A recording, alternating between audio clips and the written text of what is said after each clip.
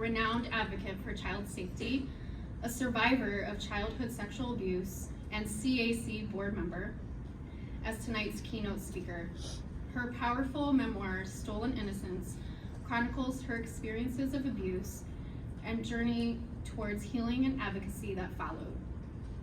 Her tireless work has resulted in the passage of Erin's Law, legislation mandating age-appropriate sexual abuse prevention, education in schools across the United States and around the world. Her passion and commitment to protecting children and empowering survivors and an inspiration to us all.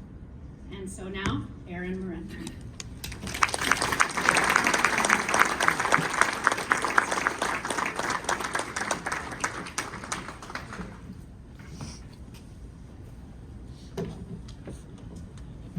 Good evening. The trauma I experienced in my life began at birth. I suffered a traumatic brain injury, a virus attacking my brain. The entire left temporal lobe is gone. My neurologist would tell you my ability to speak, I shouldn't be able to. Babies are resilient, and my brain rewired itself as an infant, and I was able to learn how to speak on the right side. The trauma in my life didn't end there. At 6 years old, I met my best friend in kindergarten. She and I became like this. Play dates, joining Girl Scouts together. Well, it was at Ashley's house I had my very first overnight. Like any little kid, I was excited. Mom dropped me off. But Ashley's life was a little different than mine. She came from single parent. I came from a home with mom and dad in the picture. But Ashley did have a male in the home living with her. It was her uncle.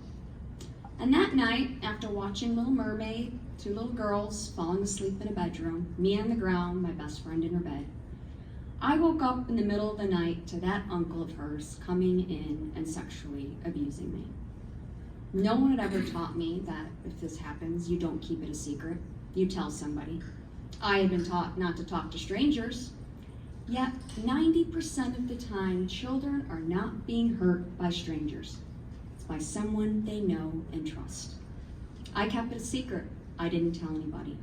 Well, something to know about predators, if they're getting away with it, they're going to continue to do it. And that's exactly what this man had done. He continued to sexually abuse and threaten me to keep it a secret. I know where you live, Erin. I will come get you. So I kept it a secret, not even telling my best friend. When she asked me to spend the night again, of course, I said no. I feared that uncle of hers doing something again in the middle of the night. Fast forward, we're now in 1st grade. During the day, nothing bad ever happened. I'm in Ashley's back bedroom playing with those Barbies in her dollhouse. She got up to use the bathroom, and when she came back in, I had asked her something, but she didn't respond to me. But I knew I heard the door close. I look over, see that uncle of hers standing there, locking the door, telling me to come over here. Well, I will spare you the details of what went on for the next hour, but that man proceeded to rape me. I can tell you the color shirt he wore, the dresses hanging in the closet, the shoes I wore that day, and the final thing he said to me, those threats, I will come get you, Erin, if you tell anybody.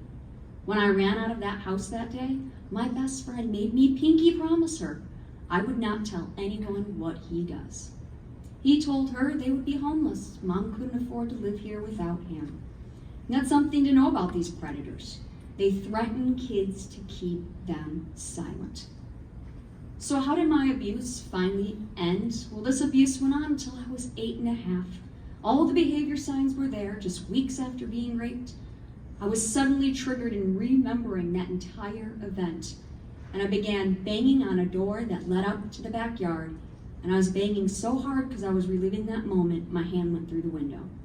Being rushed into emergency surgery, school social workers, psychologists are sitting down with my parents, labeling me a behavioral and emotionally disturbed child, making me repeat 1st grade. But no one was getting to the root of why I was having all of these behavior problems. Nobody was teaching me the difference on safe and unsafe touch, safe and unsafe secrets. You report this if someone abuses you, you will be believed. At 8.5, we moved. never to see that monster again. Little did I realize moving was getting me that much closer to the next perpetrator in my life.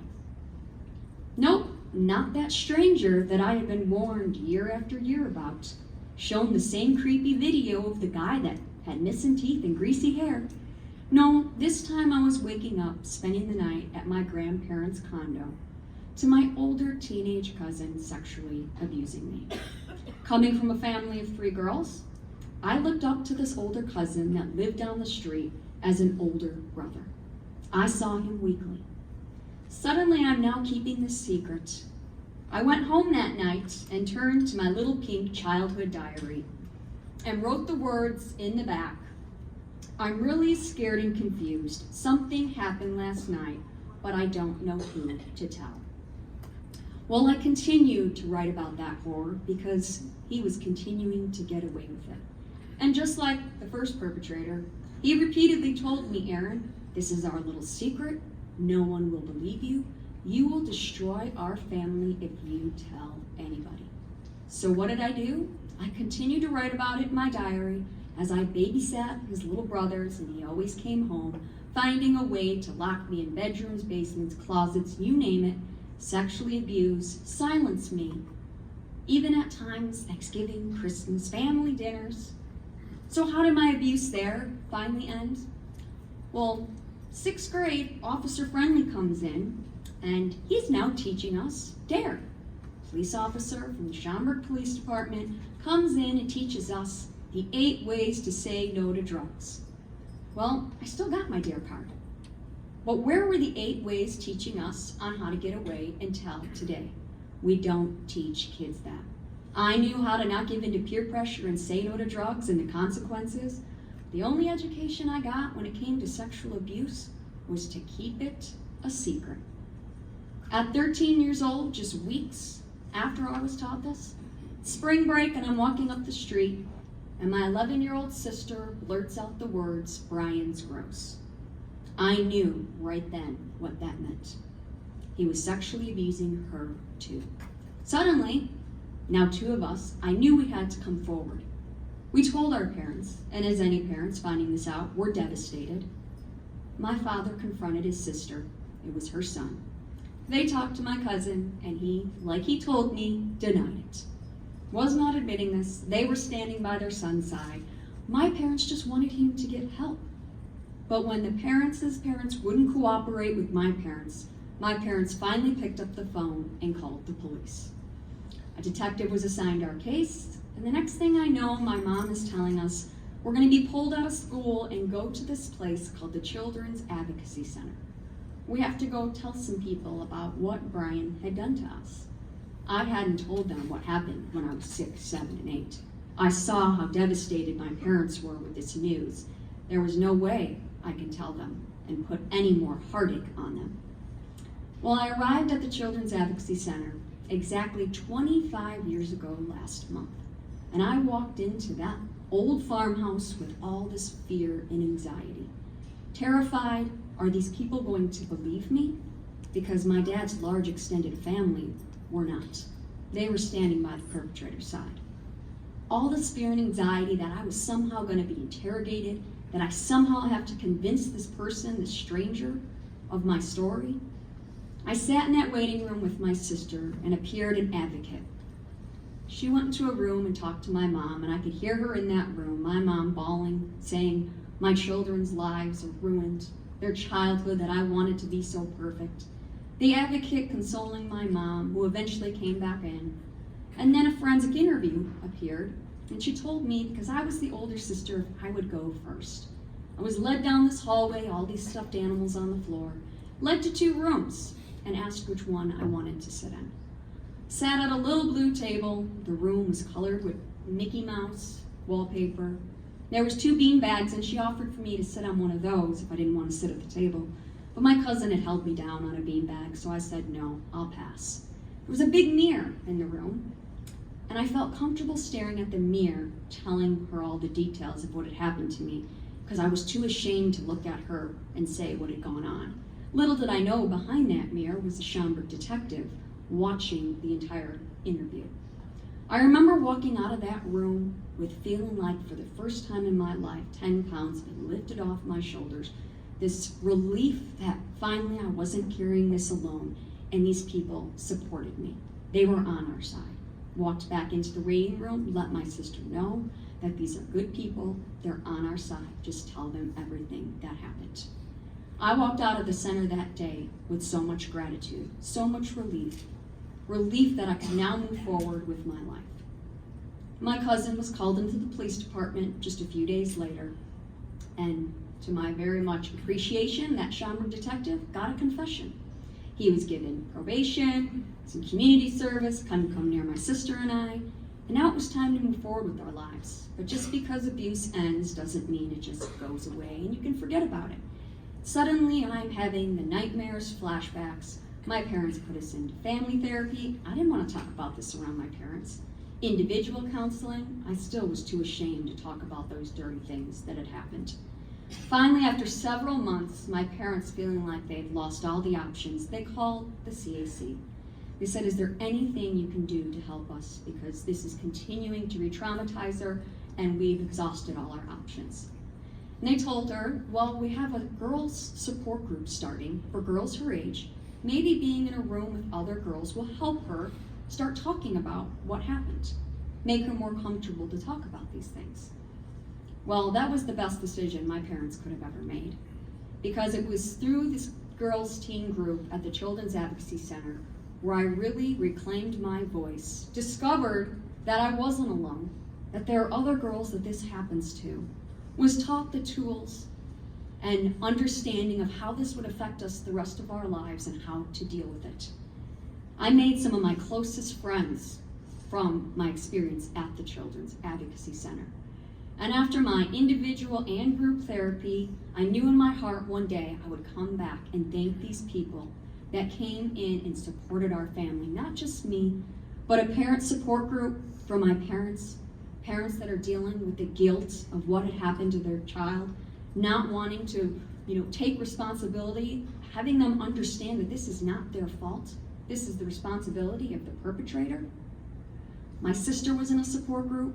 They really came alongside our family, like they do for all kids, to support and help them heal and move forward with their lives. When I got to high school and I had to do community service hours to graduate, there was one place I knew I was going to return to. The place where I found my voice and the place that I wanted to give back to because of the gratitude I have for the work they do for kids. I went on to volunteer. I went on and did the Chicago Marathon to raise funds.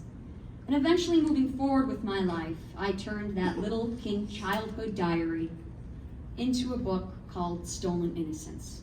I wanted to put a face and voice on this silent epidemic, travel the world to let other survivors know they have nothing to be ashamed of, and reach the 900 children's advocacy centers across this country. I've spoken in front of 300 of them to make audiences know just the magic they do to help children heal, how it takes angels to work in these centers to hear the horror stories day in and day out. And I like to tell people, some of the blessed people put on this earth are the ones that help abused kids.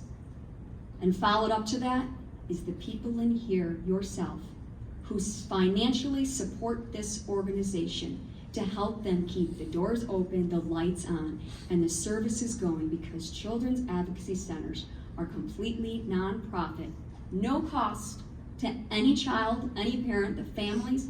It's all at no cost. And without support coming from all of you, they couldn't provide the services. And while my parents may have had the private insurance to give my sister and I services, for a lot of families, without the Children's Advocacy Center, their kids would never get the therapy that they need. And that's crucial, because they are literally saving children's lives. The statistics of what abused children, the path they go down from self-harm, eating disorders, suicide, drug and alcohol abuse, I can go on and on. You are literally, by supporting the Children's Advocacy Center, making the difference between possibly one of those children showing up next week, sharing their horror story, helping them get the help that they need and preventing them from one day taking their own life because they never got the help that they needed. I want to close here with the message that when I went after Erin's law, now passed in 38 states, I wanted that one place for the governor to come and give children a voice, is what Erin's law does, if you're unfamiliar, requiring personal body safety education. I wanted the place where I found my voice to be the place where the Children's Advocacy Center gave me this voice. I wanted my bill to be signed there. The governor came there. I wanted people to understand just the incredible work they do for children. So it is my hope tonight, after hearing my story, that you will give from the heart, because I can guarantee you, if you continue to support the CAC, one day standing on this stage will be yet another survivor who's gone through the doors of the Children's Advocacy Center, standing up here, thanking you for helping them get to where they are today. Thank you.